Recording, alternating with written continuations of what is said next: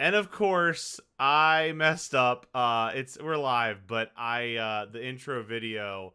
So I messed up when I was on OBS. I resized everything, so it's the intro video wasn't visible. Although I'm hoping the audio still went through. If you're in the chat, let us know that it was only the video that was messed up, please, and not the audio. But JC Penny podcast is back, tentatively named JC Penny. Maybe changing our name soon. Speaking of which, please post in the chat some ideas for that. I want to start turning this into something a little more marketable than JC Penny, and don't want people to think we're ripping off a department store that is probably going to go out of business in the next couple years. So, that was a long-winded intro. Let's get into the week 2 recap. Since we've been away for a little while, let's talk about the waiver wire last night. And we'll talk about some of the biggest surprises thus far this season. Who really has outkicked their coverage? Who has been, who needs a kick in the rear to start the season? So let's start, as is tradition, with the commissioners matchup. Never a great feeling to lose by almost 100 points. It's almost mathematically impossible in this format. Well, the crazy part is, like, I was the lowest scorer, but, like, Window was right there with me. James had a not great week. Zach had a not great week. Everyone else was kind of over the 100 mark, and there were a couple people who did very well, looking at Jason Smith, Daryl, and especially McMillan. But, man, he crunched me. I didn't do myself any favors starting the Dolphins D against Baltimore, but I'll say that was a bold strategy. Yeah, I know. The Dolphins defense, remember how they did last season against Baltimore, like doing exotic blitz packages. And granted, it was an away game rather than a home game for Miami, but like, I just felt like maybe they make Lamar Jackson uncomfortable again. They did not. Lamar looked like an MVP. He didn't win, but he looked like an MVP. So, yeah, Jalen Waddle also crushed me. McMillan twisting the knife into my heart because he sniped Waddle from me, and I let him have Waller. McMillan's team is stupid good. Like, if you look at his bench... I said that preseason. Like, he was... We all did. Yeah, like, I was right there on that from the start. Like, same. Starting lineup can be very scary. Again, there's some depth issues. But I don't know. When you fucking have someone random like Garrett Wilson going out there and dropping 26, Christian Kirk getting 23, maybe he's a little more deep than I originally thought.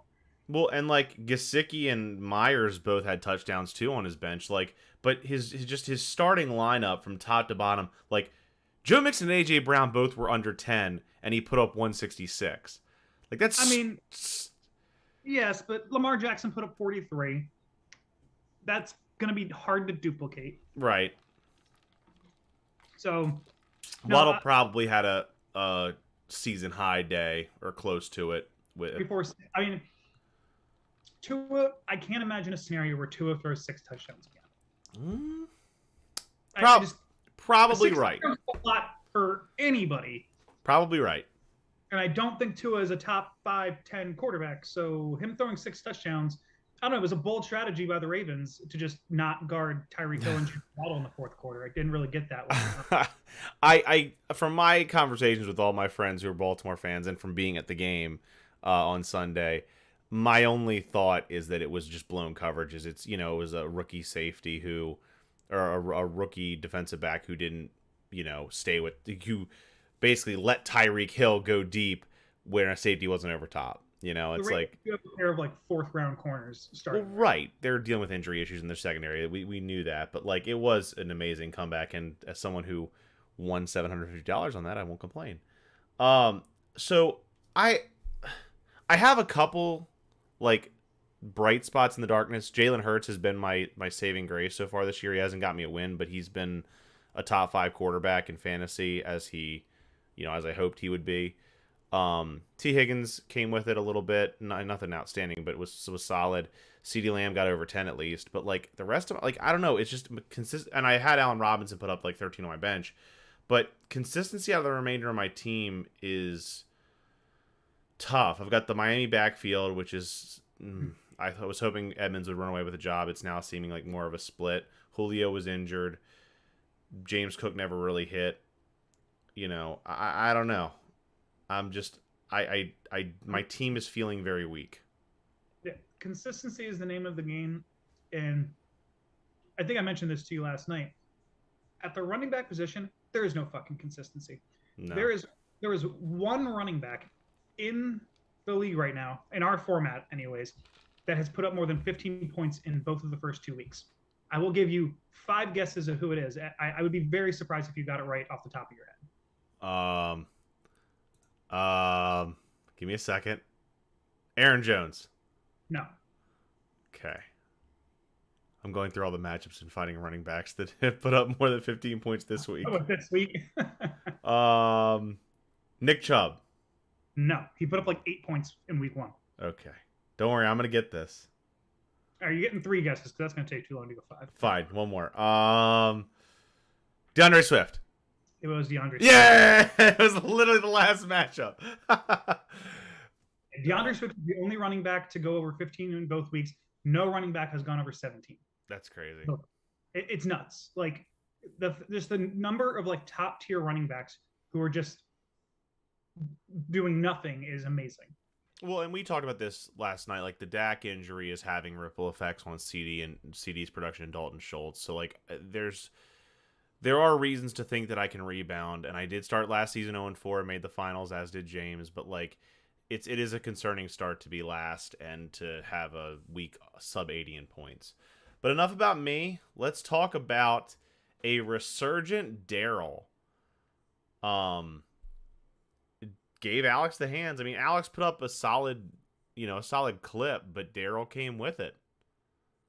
Again, one of those spots. Aaron Jones goes big. Drake London, where the fuck did he come from? Yeah, what was his line? It was something like, what is it? Crazy. I mean, he put up. Crazy for the Atlanta offense overall. 86-1 with 12 targets. Yeah. I mean, he had okay week 1 as well. He put up almost 10 points in week 1, but I mean, again, like up and down his roster, it was just consistent play. McCaffrey just under 15. Aaron Jones got him 30. I mean, Russell Wilson with 11. I feel like quarterbacks have also been like super volatile this year. Yeah. No, absolutely. But what was most impressive, I think, about Daryl's win, putting up 138, and he did have some guys come with it, in like Drake London out of nowhere. But like, he's not starting Drake London if he has Keenan Allen playing. He's not starting Tyler Higbee if he has George Kittle playing. Yeah. Like, he did that despite some serious injury issues. He still hasn't gotten J.K. Dobbins back. And he's got another injury issue now because of Trey Lance. Like, he was still starting Russ anyway, but like that was a fairly like kind of a sleep, like almost like a Tua, like a sleeper quarterback that could go for buku bucks on the waiver wire kind of thing, or could be trade value if he hit, and season ending. Yeah. But also, Alex was missing Alvin Kamara. He was, and Michael Pittman. But Alex's numbers were a little bit inflated by Diggs, molly-whopping the Titans. I just don't get the strategy. Like, some teams have just been employing. It's like, hey, Cooper Kupp, we don't need to guard him in the end zone. Stephon Diggs, 3 touchdowns, that's going to be just normal, right? No, it can't be normal. Is he good at football? Like, I just don't get, there's like, for all the inconsistency that there's been at the running back position, top receivers have been extremely consistent. Like, just no one's guarding anyone. I don't. Well, to be fair, they did make you, at least for Tyreek Hill, Tua made you sweat until the fourth quarter before you guys were cool. I'm losing my fucking mind. It's like he just refuses to throw to Tyreek Hill. I don't get it. And then he was like, oh, wait, maybe I should throw to the fastest player in the NFL. That's the crazy part, though, about like these 30 and 40 point performances, and we can move on. But like the last thing I want to say was like the crazy part of it, like Aaron Jones putting up 30, Stephon Diggs putting up 38. Without those scores, if that one guy lays an egg, all of a sudden Alex's score is my score, but for Stephon Diggs. So like it is crazy how the fantasy gods deliver. Turning to one of the only undefeated teams there is. I think There are two. there are two, right? And Brad. McMillan and Brad. Um, Brad benefited from playing the fourth lowest scorer in the week in Zach, but It's always nice to be, middle of the road scoring and be undefeated. So yeah, no what kidding. And he didn't do anything like Brad didn't have that spectacular of a week. Like no, he 105. He's below the average this week. right.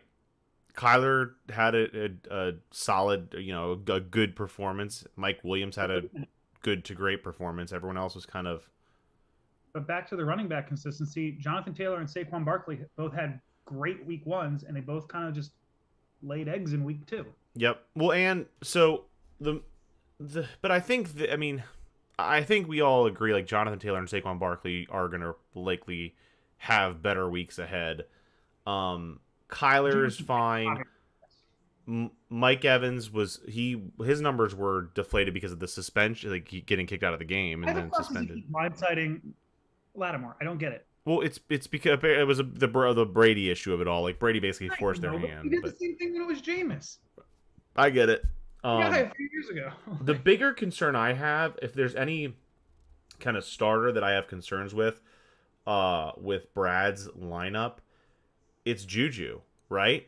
Like, what has he put up so far this year? He put up 8.9 in the week 1. He put up 2.5 in week 2, and like, I think that's he's a little bit weak at wide receiver, because what does he really have on his bench? He has Alan Lazard, who hasn't really, like, he played in week 2. He put up almost 9, but like. I'd said from the start I wasn't high on Josh Jacobs, so like him having a day like that doesn't super surprise me. And I think he didn't have a great week 1 either. Yeah, 7.8 in week 1. I wasn't big on him from the start. That's part of the reason why I picked up Zamir White in the preseason, who has not touched the ball yet, I don't think. But Josh Jacobs has always just been a pure volume running back, and I don't love. I feel like the new offense likes Derek Carr a lot more than, the new coach Josh McDaniels likes Derek Carr a lot more than John Gruden did. Oh yeah, well, and Josh McDaniels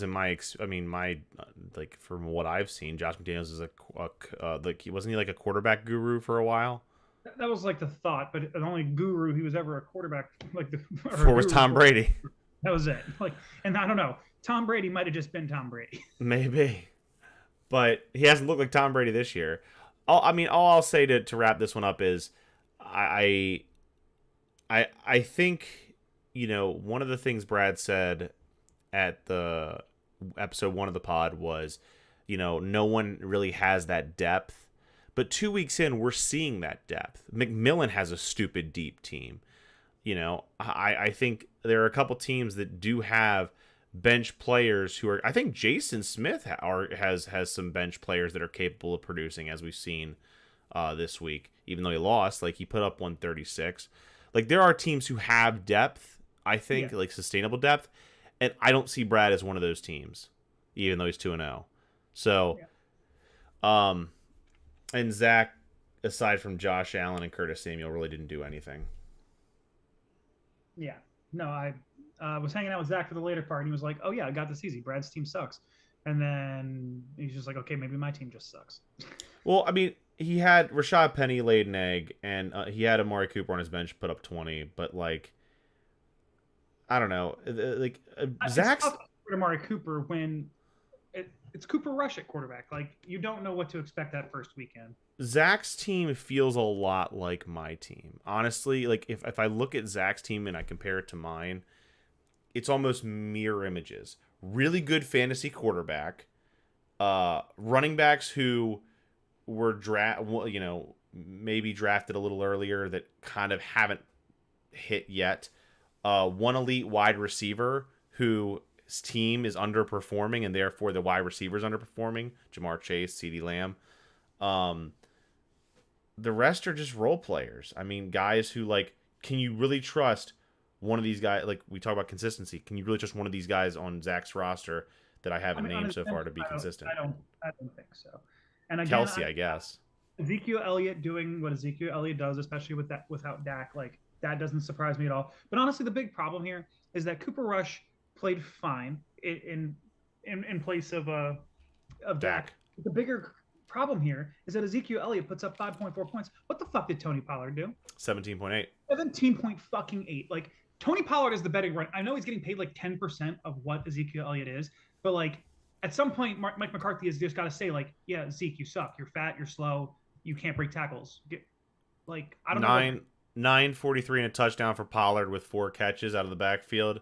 Zeke had 15 carries, 53 yards, no touchdowns, and 1 catch for a loss of 4. Yeah, like that's just it. Yep. Like Zeke can't play. Yep. But speaking of this thing, this is another reason why I thought, taking Travis Kelce as early as he did is what did Travis Kelce do this week? 7.6. 7.6. No, last week he went big, 22.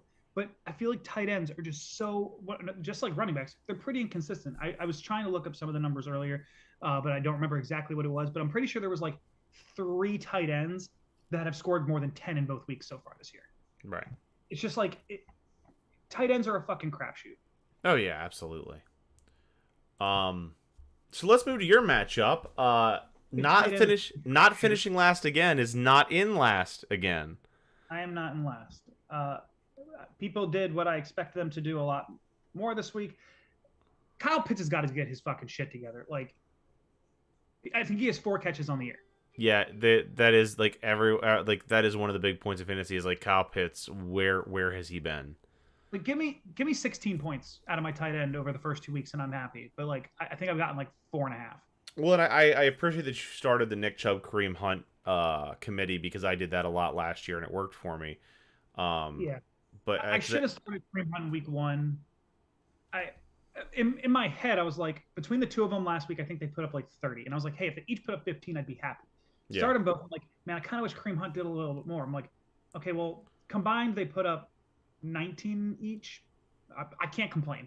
Like, well, your lineup, I mean, came with it, and Chubb was fantastic. Tyreek obviously had himself a day. Cooper Kupp did what Cooper Kupp does. Antonio Gibson's has had a surprisingly high floor for where I thought he would be.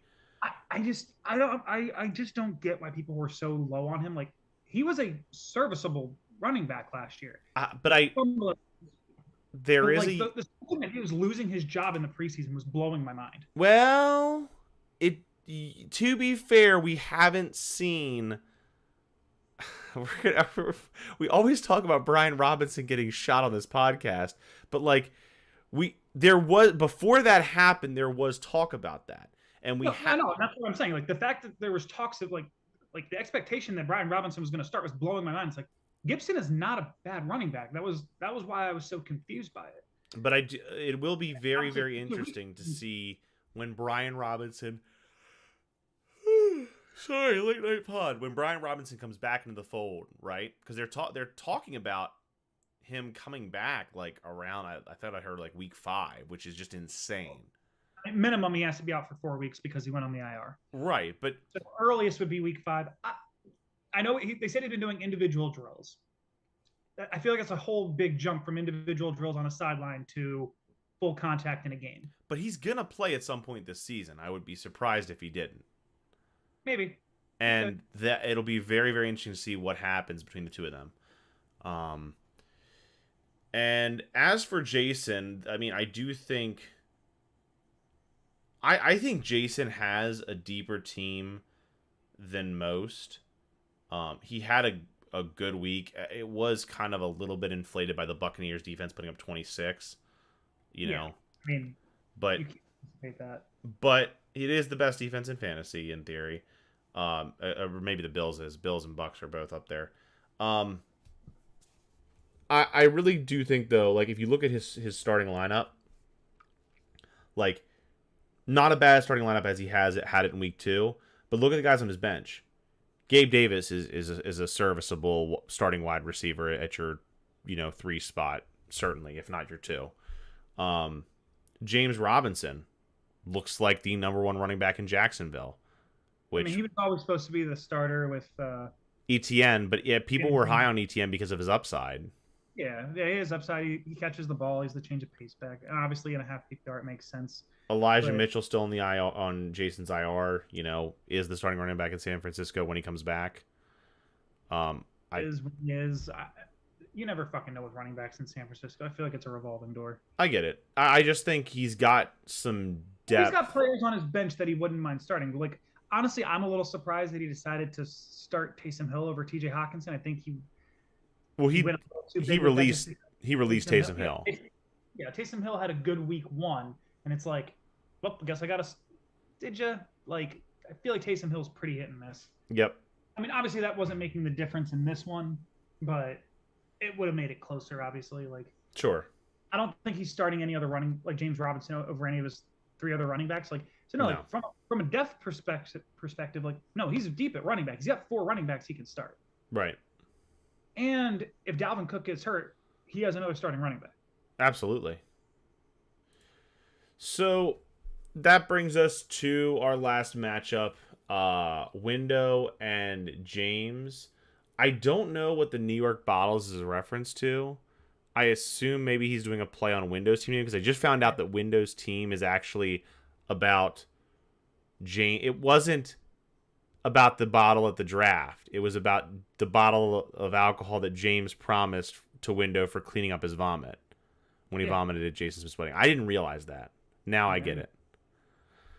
But yeah, talk about a low scoring week for these two teams. It must be nice to put up 88 and win. Right? I mean, I guess the defending champ kind of gets that benefit. So stupid. I mean, what is there to say about this matchup, right? Like, don't like either of their teams. No. Well, and here's the thing. It's Darnell Mooney as your second wide receiver. That's yeah. And he was buoyed by Rashad Bateman. Yeah. I guess Lamar's got to throw to somebody, but like, there are going to be days where I think maybe Bateman's going to is going to be a boomer bust guy. Like, what is he? He put up 12.9 and 18.8. Is he really going to be like they're saying? Oh yeah. So ESPN's saying his floor is still the wide receiver 3 range with wide receiver 1 upside, I suppose. Yeah, I mean, looking at. I mean, I guess once he gets D Hop back, that's going to help in like 5 weeks. But we talked about that on the week 1 pod, assuming he can make it there. I mean, his score was not, it was a point off of mine. Yeah. I mean, putting up less than 80. I mean, he got a win in week 1, though. That helps him. He's not sitting at 0-2, so. All right, I'll go fuck myself then. Are you the only one at 0-2? Yeah, no, Zach is as well. Oh, where he belongs. But. Yeah, I mean, not much to really report. James Conner also is injured right now, and I believe is questionable. Windows got some problems. And James, again, the difference in this game, and I keep coming back to defenses, I feel like, tonight, but, like, the difference in this game is essentially the defenses. It's an 8-point swing where the margin of victory was, like, what, 9 points? Yeah. Like, they didn't have... James wasn't better. They just had different defenses. Yeah. I mean, it's so gross, too, because, like, he starts Michael Carter. It's like, hey, look, Breece Hall puts up an extra 5 points. It's... Right. Jerry Jeudy with 1 point set. And his bench just... Is there anyone on his bench you feel... Other than Travis Etienne, who obviously has the upside. But, again, he kept Travis Etienne on the bench. I mean, Robert Woods, I think, is the most interesting guy not named ETN on that list. Maybe McKissick, too, actually, I'm thinking about because he's getting the passes out of the backfield in Washington. He's getting the receptions in a half-point PPR league. That has value. But I do think Gallup, White, and Singletary are worthless. And Gus, I don't know why he's holding on to Gus Edwards in his IR. I mean, he might get some work at some point. I don't know. When JD, or when... not JD McKissick. What's the J.K. Dobbins comes back? Like, what is his ceiling? Gus Edwards is in an RB1. Is his ceiling an RB2? I don't think so. He's a flex guy. I think at some point he's going to have to start Travis Etienne. Yeah. But yeah, I don't know. So anyway. Let's go to the offers report and see the big spender of the week of Jason Smith throwing out money early on who else but my boy QB1. He spent $200 on Tua. No, $107 on See, he had Tua. spent 204, so that's why I was. Yeah, so he spent 107 on Tua. The next closest bid, there were only 2 other bids for Tua. Window bid 16, and I bid 0. So he really wanted Tua to replace Matt Stafford or to be as a serviceable backup, like I guess a QB committee with Matt Stafford. He also dropped 20 on Logan Thomas, 21 to be exact, and the Chargers defense he dropped 21. I just don't get spending that much on a defense, but I mean, if you think about it like a normal fab, like since we're not doing decimal scoring, he spent $14 of his 100. Yeah. But that's still that's a bullet fire that he's not going to have later. Something I'm going to throw out there too, though, for just the purpose, like I mean, next year, but actually like having to pay money to make these type of things.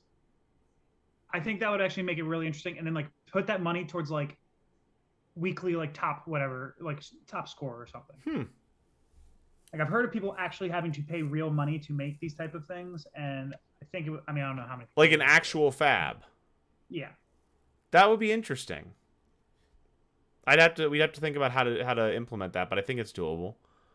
Yeah. Hey, everyone who's not watching, post in the chat to let us know what you think about that. Watching right now? It's super frustrating too because both Brad and Zach, like I messaged within like around the I messaged Brad around 8:30 to let him know it was gonna be delayed till 9, and then and then Zach posted on the Facebook thing like right at like 8:50 to say you're lying, and neither of them are in the chat. So anyway, Window got the Ravens defense, and that's all he got. I got the Browns defense and dropped Evan Duvernay. He really wasn't involved in the Ravens offense. The only reason he got a touchdown was because it was a punt or a kick return. Daryl added Nelson Aguilar, and $100 for Tua. What? Yeah, I know it's crazy. Rondell Lawrence for the Shepherd, but he had Matt Stafford. And I guess wasn't happy with how Stafford has looked so far with the Rams. I haven't been happy with Aaron Rodgers. I mean, he did shit in week 1. He was okay in week 2, but like I think right now Aaron Rodgers is like QB 28. He's also hard. In full disclosure, Jason is also working to try to get Jalen Hurts off of me, since my team is in fire sale mode now. So that's the office report. Let's go to the standings before we go to our predictions. Let's go to the standings really quick and just because we've been going for about a half hour, so we're in a good pace right now. Let's talk about looking at the standings. Who is your most give me one. We'll pick 2 teams each. Give me one of your most surprising teams in the standings so far. Trying to remember where things started. Actually, give me 1 second here. And it could be good surprising or bad surprising. Yeah.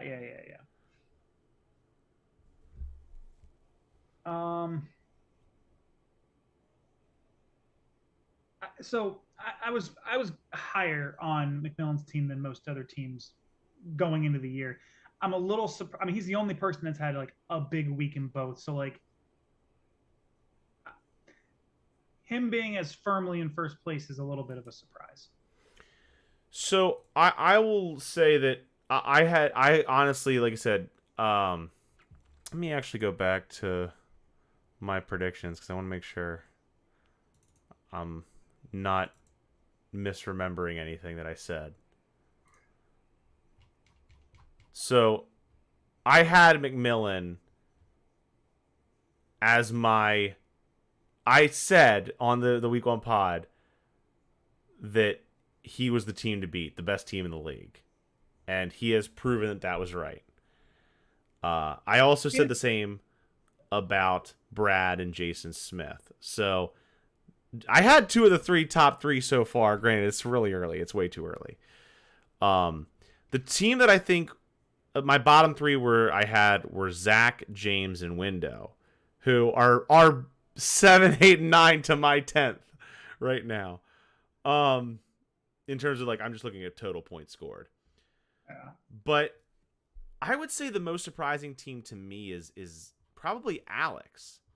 I did think that Ramondre Stevenson was a steal, and I was wrong about that. But like, if you look at Alex's roster, like there's some studs. Like I love Diggs. Mahomes is obviously a stud. Kamara's a lock. You know, Pittman's a lock. But like, I did think there were some guys on his lineup that weren't in the same. Like, I just didn't think he had the like an overall as stacked of a lineup. I'm not big on Miles Sanders. I'm not.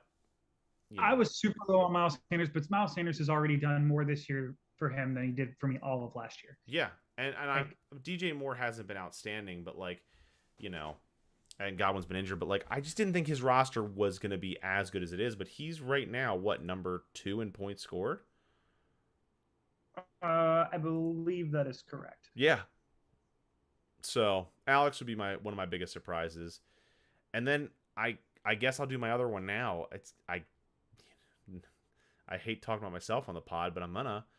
I didn't think. I'm surprised you're as firmly in the basement as you are. Me too, and I knew that I think like obviously I knew that a lot of my guys had more shaky floors than I normally liked, but you know, I didn't think it would be this. I didn't think Dalvin Cook would have this rough of a start to the fantasy season, averaging 9 points a game.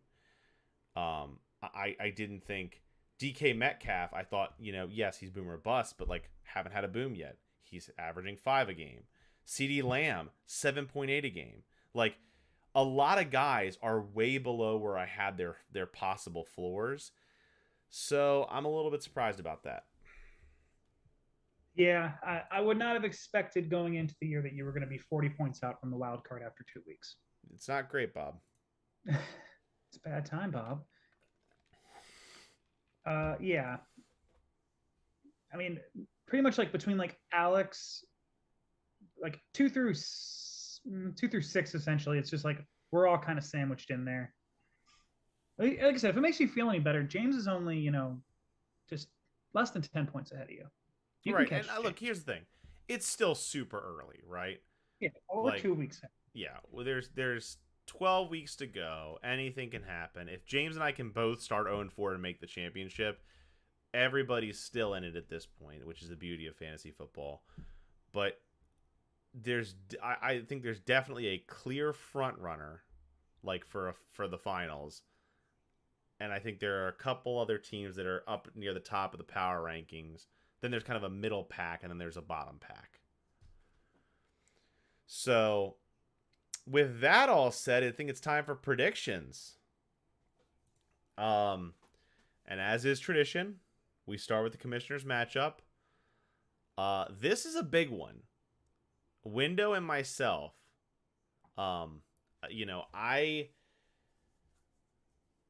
Window was in my kind of scoring range. He's in kind of my bottom tier of the standings right now. And I feel like this isn't like, obviously no games in week 3 are a must win, but this is important. They feel like a must win when you're down towards the bottom of the standings right now. This is important. You don't want to be fighting your way through the middle of the part of the season just to like get near the wild card. Well, and to be fair, I am projected ahead by about 8 points. Actually, exactly 8 points. There are a couple injury notes to here. Herbert is questionable, obviously, with the bruised ribs. Swift is questionable right now. Connor, I think, is the most questionable, probably, from what I've heard. Fournette is questionable for my team, but the first 3 I named were for Window. So, who you got?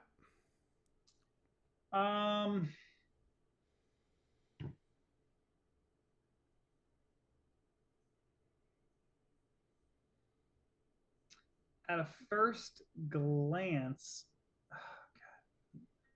it's like I start at the top and it looks okay, and then I get down towards the middle part of your guys' rosters, and I'm like, why the fuck is he starting?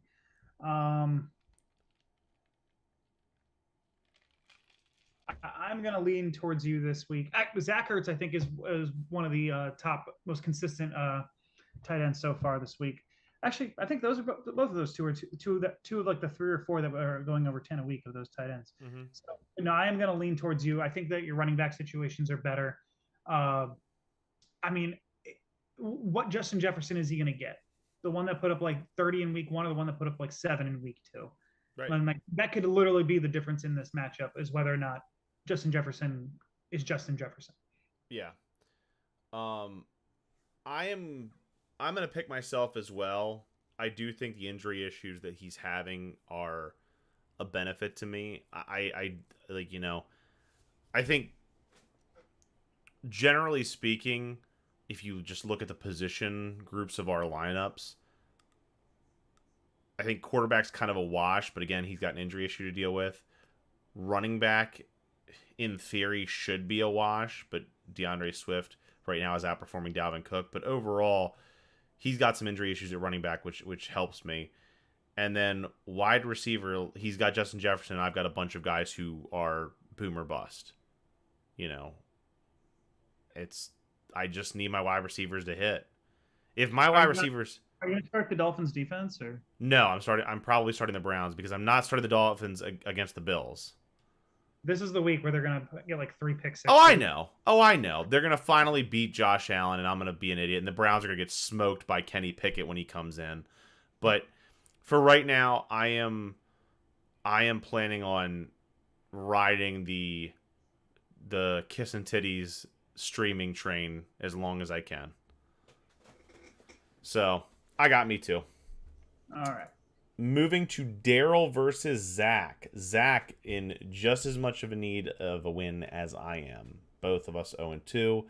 Zach currently projected to win by 13, but there is an asterisk there because Daryl has not selected a defense, and in fact, at this moment in time, does not have a defense.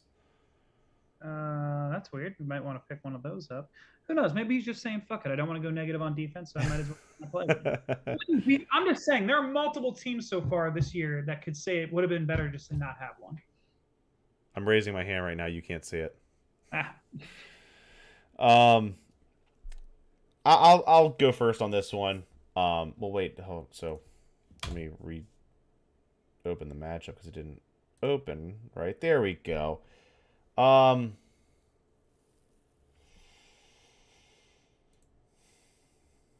Yeah, I have to give the nod here to Zach. I think it has the potential to be fairly close, and Daryl certainly can win, but I like a lot of Zach's matchups this week. Lamar Jackson just torched Miami, and Josh Allen is very close to Lamar Jackson in ability.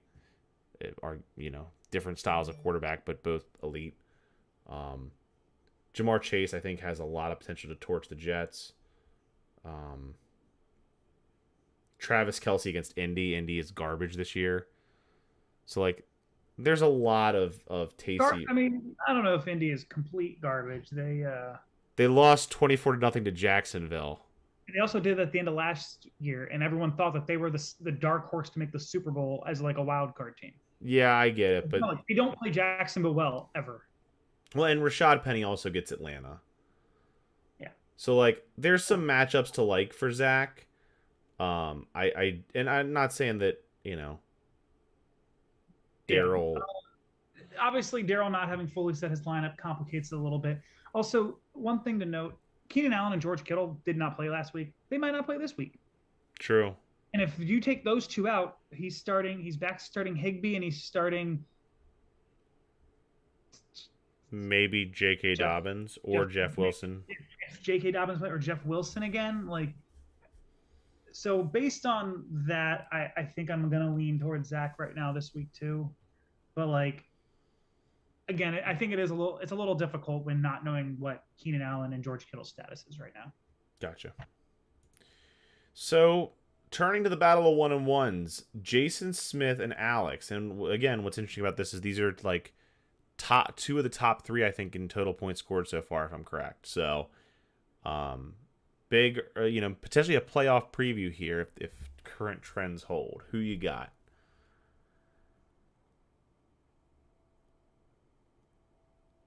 Um, I don't know if you're looking at the box score, but if you are, you're seeing a lot of check marks on one side. I am not. I'm assuming a lot of the check marks are on the side of Jason. They are. It's literally quarterback Alex. Everything else Jason. Yeah, I am gonna go Jason. I mean, I'm on Ross St. Brown's a fucking stud. I he actually has a real tight end back in his starting lineup this week, so that's helpful. Javante Williams, Questionable. I see he's questionable, but Javante Williams is like looked good in the run that he's had. I think Austin Eckler is gonna just fucking beat up on Jacksonville because that's my life. Favorite player would destroy my favorite team. That would make sense. So I don't think Arizona is a good defense. I think Matt Stafford is going to continue just to throw touchdowns to Cooper Kupp, so I'm good with that. But yeah, I'm definitely going with Jason on this one. I'm uh uh uh uh I don't want to just agree with you. But I made a lot of good points. You did. All right. Miami's going to shut down Stephon Diggs. So No, but here's the thing: Gabe Davis is also there too. I do think they'll put a lot of attention on Diggs. But Diggs is gonna get his. I mean, Xavier Howard will be on Diggs all game. X has slowed Diggs down in the past, but it hasn't stopped him. He's still getting some numbers, like usually around like 7 to 14, if I remember right. So like, on paper, I agree that Jason is the favorite. I'm going to go Alex, and I'm going to go Alex because I think there are a couple matchups I really like. I think that Indy Kansas City game has potential to be a shootout. I just talked about how Indy is garbage, but I do think they're going to lose badly. But I think they'll be playing from behind, which will inflate Michael Pittman's numbers. I'm assuming that he plays. If he doesn't play, I'll go Jason. But I'm sticking my pick for Alex for now because I think Patrick Mahomes is going to have himself a day, and that'll give him a little bit of a cushion. And he's got the talent in the rest of his lineup. Like I said, Stephon Diggs has a high enough floor that he'll be fine. DJ Moore could go off against New Orleans because New Orleans defense is not good. AJ Dillon could the Packers love to run the ball. Tampa? Against Tampa? Again, Tampa's defense is good, but is their run defense really? Might have the best defense in football right now. Maybe. They're pretty good. They are pretty good, and I do see the value of like Devontae Adams for Jason playing against Tennessee, who just got wamboozled. But I'm gonna go with Alex on this one. Yeah, because I got to be different.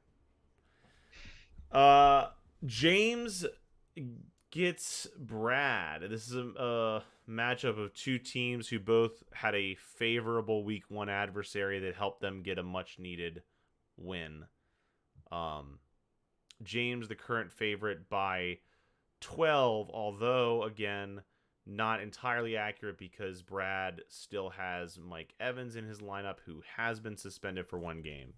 Yeah, I wish people would set their lineups. That would be nice. I think you went first in the last one, so I'll take this one, and I will go with Brad. Really? Yep. You know why? What is that? Fuck James. He didn't deserve to win his title last year. He got lucky that Baker Mayfield had a play action pass in the last play of the game. Only reason he won he repeated as champion. It should have been mine. Fuck James. Brad, I hope you whip his ass. Brad doesn't deserve. By the way, let me be clear, Brad. You don't deserve to be 3-0. Not at all. But I hope you become 3-0. So I'm gonna just be dripping in objectivity here and say, like, no, I don't want James to win, but James is going to win. Brad is not a team like. Brad currently sits in second at 2-0. Do you really think he's?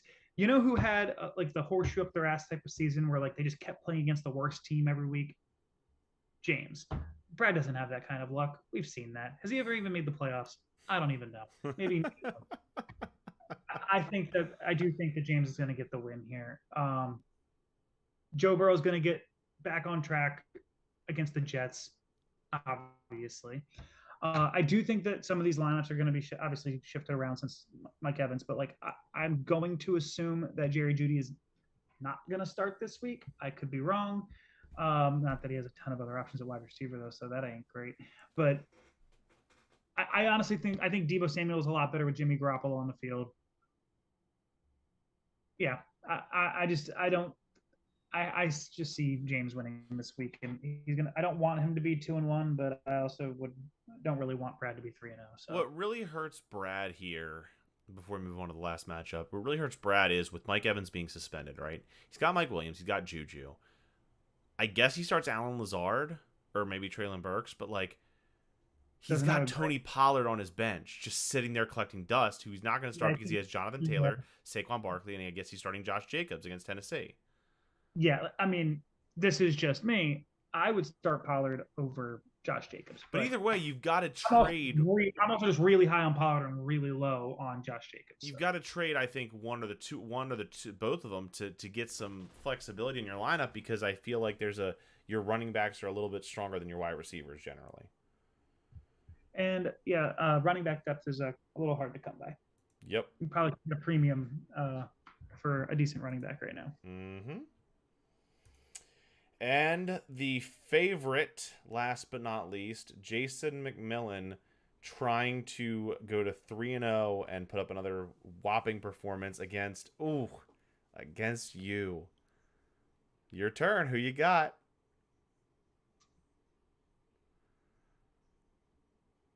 Obviously, on paper right now, I mean, he's projected for, I think, 6 more points than I am. Correct. My lineup is also still a little bit in flux. I have a lot of people who are like really close. I think this is going to be my lineup. I wasn't, obviously, Cam Akers doing literally nothing in week 1 sucks. He didn't do amazing in week 2, but he had 15 touches in week 2. Like at some point, that's going to translate. Like opportunity translates to points. The fact that he had 3 carries, no catches in week 1. I think in week 2 he had 13 carries and 30 catches, I believe. So I do think I am still. I mean, Cam Akers could come out. I still think I'm probably going to end up in a situation where I'm starting both Chubb and Hunt.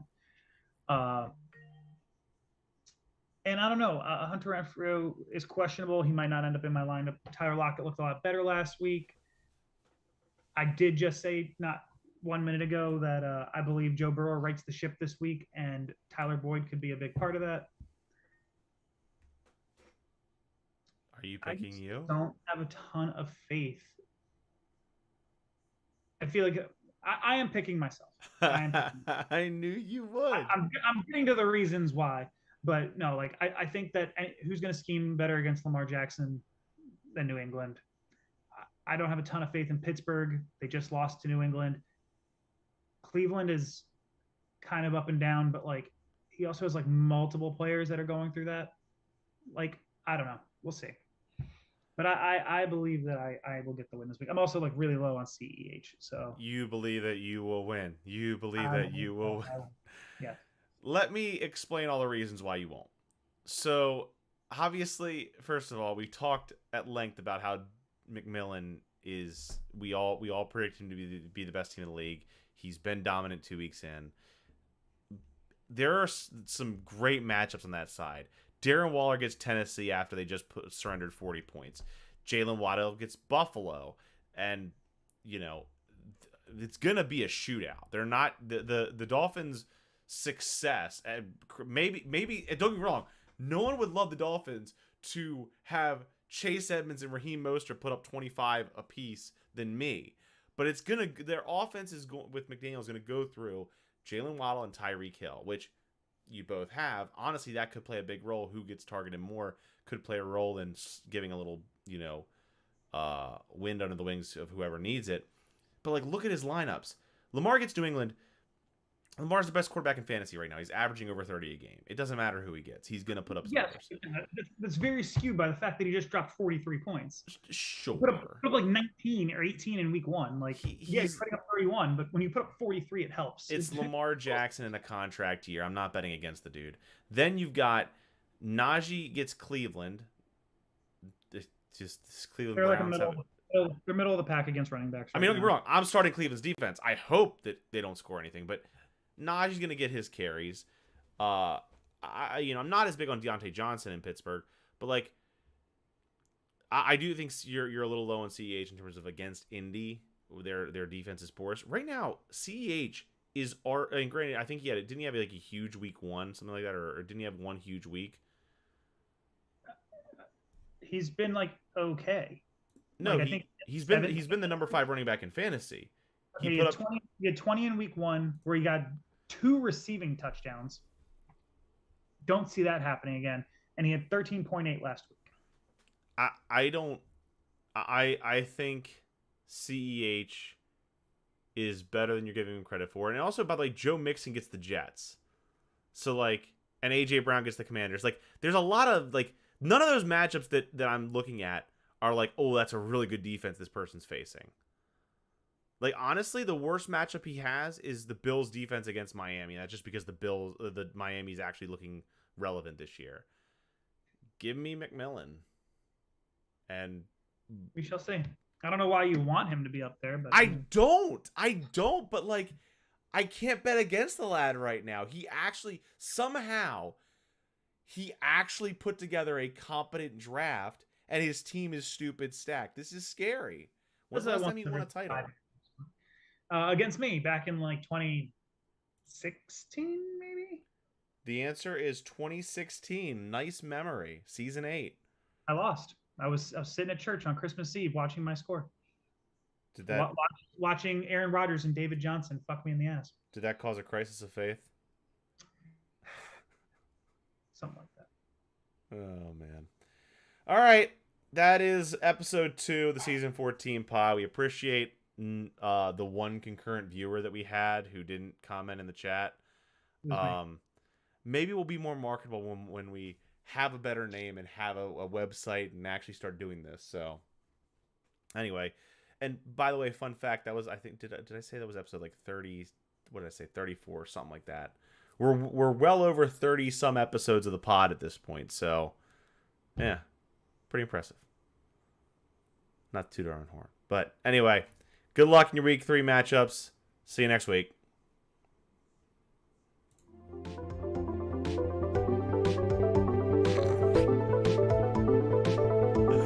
The video is still screwed up. Oh, and Alex just commented in the chat.